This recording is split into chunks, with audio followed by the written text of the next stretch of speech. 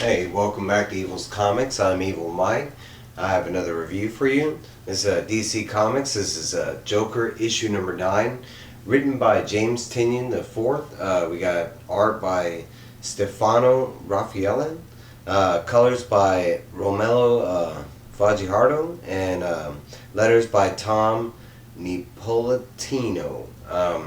I know I probably butchered those names. I'm sorry. No disrespect. Just bad with names, you know.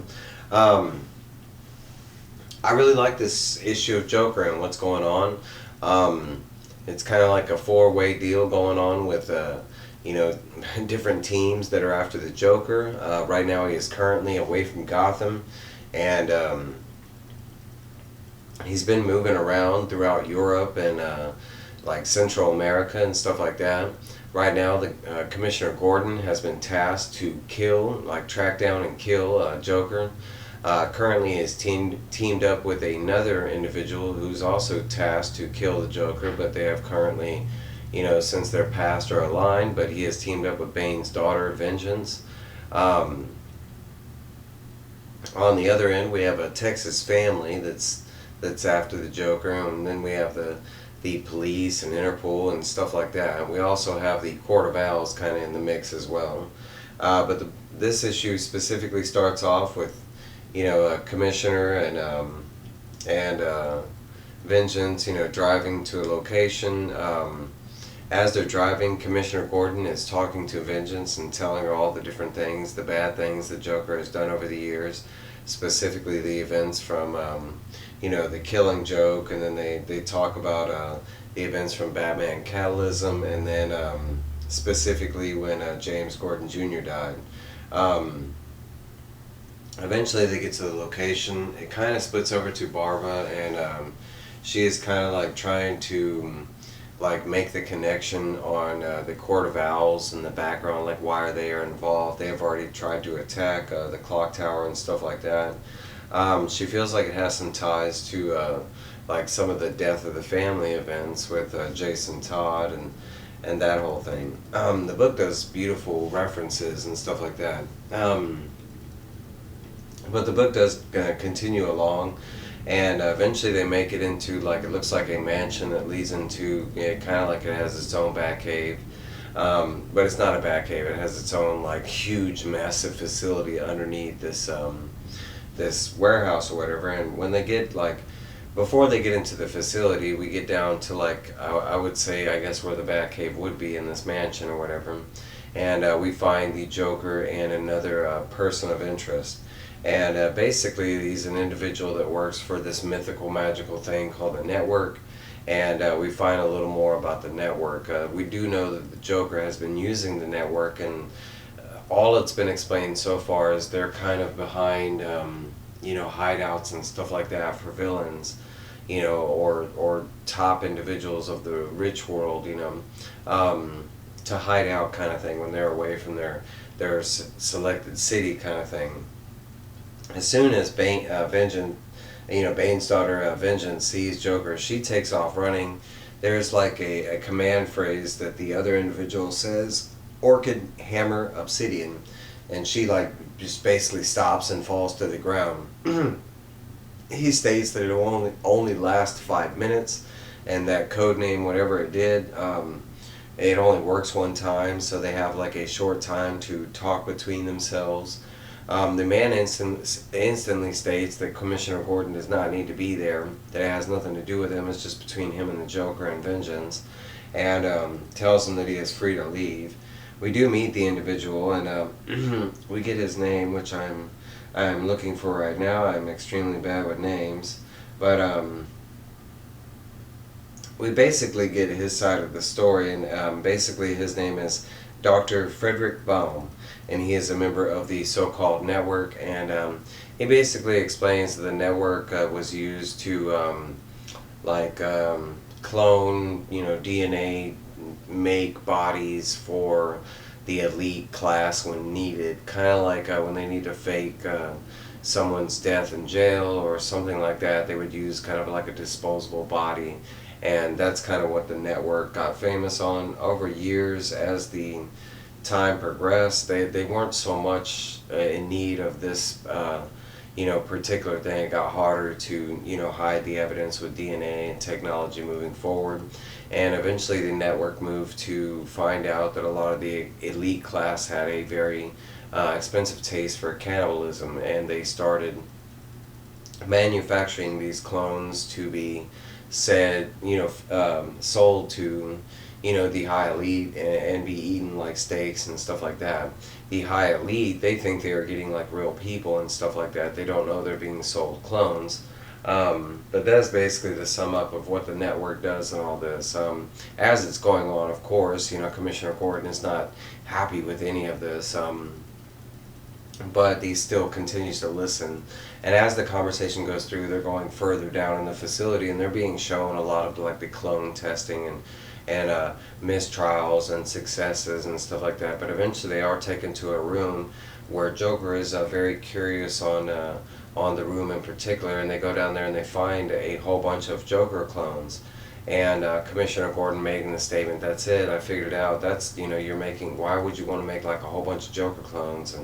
And the fact that Joker has like sought out this company to make these Joker clones, but the Joker stops him like halfway, and he's like, "Nope, I didn't do that. This is this company, and for some reason they want clones of me, and that's why I'm here." He's like, "I didn't approve this. I don't approve this." And he was like, "That's why I'm here, is to get rid of it, but also to find out why they're doing it," kind of thing. And basically what it boils down to in the long run of things is that this company has now been kind of manufacturing villains so they can send out into the world, and also like villains that can be controlled, kind of like what they did with Vengeance as soon as she saw the Joker. And that's kind of why they are trying to replicate the Joker. All along it's kind of been set up as a trap, because the Dr. Franklin Bao guy has mentioned that they have been struggling on recreating the Joker clone because the Joker has so many poisons and toxins running through his system. It is like impossible to recreate the exact duplicate of Joker that they need, and that's why the trap and plan is kind of that he's in the facility now. He has also stated that there's no point in killing him or trying to take him to justice, because the network wouldn't allow his death, or kind of thing, and that's what's kind of keeping Commissioner Gordon and Joker at bay. But before he can even continue talking, we get the Texas kind of their serial killer family shows up and instantly kills the doctor, and like they creep up behind the Joker. They basically kidnap him and they drug him and take him away, saying that they have a bigger plan for him back in Texas. And as they're leaving, basically one of the assassins, shivs James Gordon in the chest and leaves him for dead. The last we see of James Gordon, he is basically reaching out to Barbara on his phone, trying to get in contact with her, but she's kind of like halfway picking up the phone, and she doesn't realize that her dad is dying, and that's where the issue leaves off with.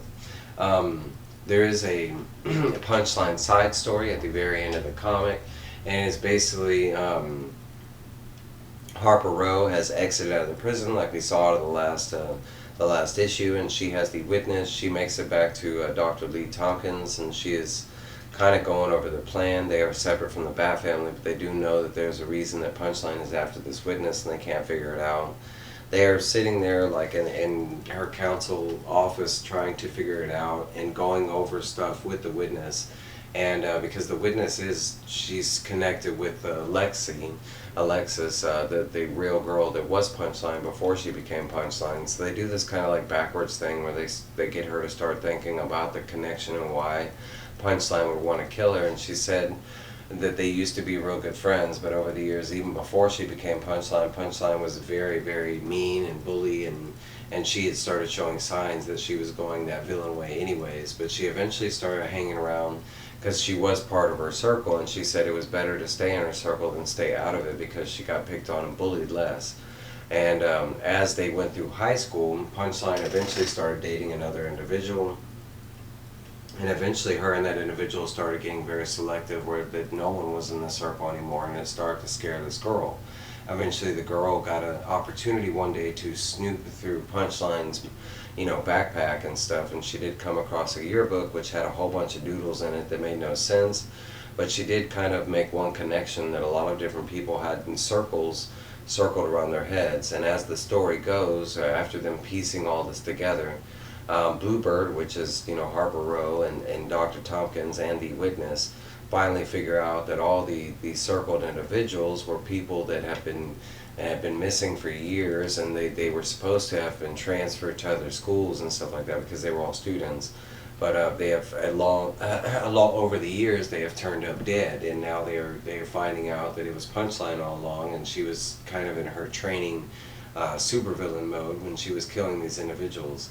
All the circles that they found in the yearbook have been located, and all are dead except for one, and that is the witness. And now they have figured out the connection that Punchline has this last person on the list that she's trying to take out. So that's all along, that's why she has been trying to get the witness. They do jump over to Punchline in Blackgate Prison, and now she is running the prison currently, in charge of the Royal Flush Gang. And at the last time we saw, she had comatose Orca, the female Orca, and basically at the end of this issue is just like a couple panels with her, like straddled over Orca as Orca is tied down, and she's administering more of the chloroform or what have you to knock her out, basically saying that that she's going to torture her for quite a while, kind of thing. And that's where the issue leaves off. I do know that, now let's get into the review, blah blah blah. I do know that this book, normally Amelia March was doing the art, and they did do an art switch up, but I will show you that the art was it was different, but it was still an excellent, it was great art. I'll show you a couple different panels specifically, but with the Joker. But hey, that's my review. It was a good read. Honestly, I love where it's going, and we're getting a lot more definition, as far as where the story is going, and what why the so it's kind of finally getting there, kind of thing, which I'm enjoying the whole story. And I'll show you some of the different art that we got featured in here, if I can get this to pop up. Let's see. And just some different panels they showed. Let's see, this is the very end. I'll show you some of the cooler Joker scenes. Now I can show you some of the Punchline art, because the Punchline art was good too.